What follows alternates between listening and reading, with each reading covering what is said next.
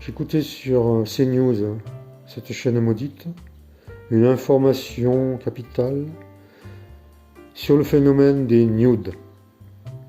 Paraît-il en expansion. Dangereux chez les plus jeunes, effectivement.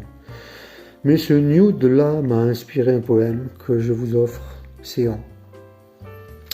Il nous faut préserver notre langue française, héritage éternel, indicible fortune. Cette antienne est hélas ressassée pour des prunes, la langue de Molière est battue à l'anglaise. En effet, paraît-il, un curieux phénomène se répand chez certains dotés d'un franc succès. Il porterait le titre non pas de Philomène, mais de nude, ou plutôt de nude bien prononcé. Qu'est-ce que dites-vous ? Calmos, je vous explique. Un nude est une photographie d'un portrait que l'on prend de soi-même avec son smartphone, le corps nu comme un verre ou tout juste effeuillé. Parlons clair et disons qu'il est question ici tout bonnement d'un selfie, à poil. Nude est de ces anglicismes dont les Français abusent pour paraître branchés alors qu'ils sont des buses. Rime facile, je sais, et pourtant j'ai souffert. Selfie, justement, parlons-en puisque nous en parlions. Nos amis canadiens francophones fidèles parlent d'égo-portrait, je les en remercie. Smartphone, disions-nous ? Encore un anglicisme. Les Canadiens, again, parlent de cellulaire si l'on ne m'a dupé.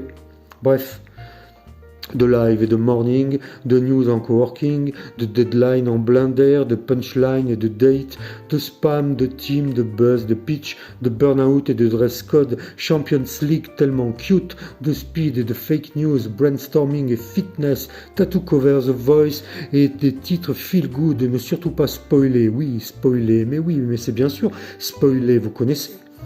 Là-bas, sur l'autre rive, ils disent divulgacher. C'est bien plus poétique et ça va m'en trouver. Ok, boomer. J'entends, vous me raillez. Mon balèque, voyez-vous, j'en ai sous mes 2 pieds et je vous les balance, droguise prétentieux. Dakodak ? On y go. Un rooftop en terrasse above the ground et un food and leisure market. Qu'est-ce que SVP ? Un food and leisure market ? J'ai cherché, j'ai trouvé. Google est mon ami, un food et machin chose existe pour de vrai, il s'agit d'un concept que l'on dit audacieux, c'est un entertainment. Non, sans deck, c'est ça l'explication ? Yes man, avec food and cornflakes, et l'on peut y bruncher dans une success story, acheter des sex toys et flasher pourquoi pas pour un serial killer. Et un petit food truck et de grands open space et la start-up nation du président Macron et son pass sanitaire amputé de son E, opération stérile mais c'est fun l'inutile.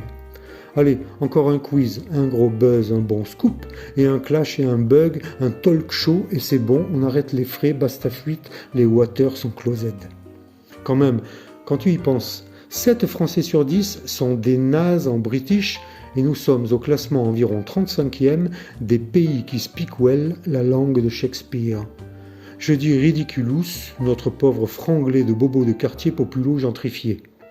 Et de loin, je préfère la langue des cités, plus proche de l'argot, notre argot bien français, pas très smart, pas très clean, mais tellement plus vivant, enrichi de gros mots, rabelais du Maghreb, gargantua du 9-3, voilà, merde, c'est ça la poésie. Je me calme. En guise de conclusion, je tiens à préciser que moi-même, je confesse, suis atteint du syndrome honteux de l'anglicisme. Je patauge dedans comme un coq dans la bouse, mais à culpa, je sais qu'à mon corps défendant, je blesse à tour de rôle, et j'en batte, et William.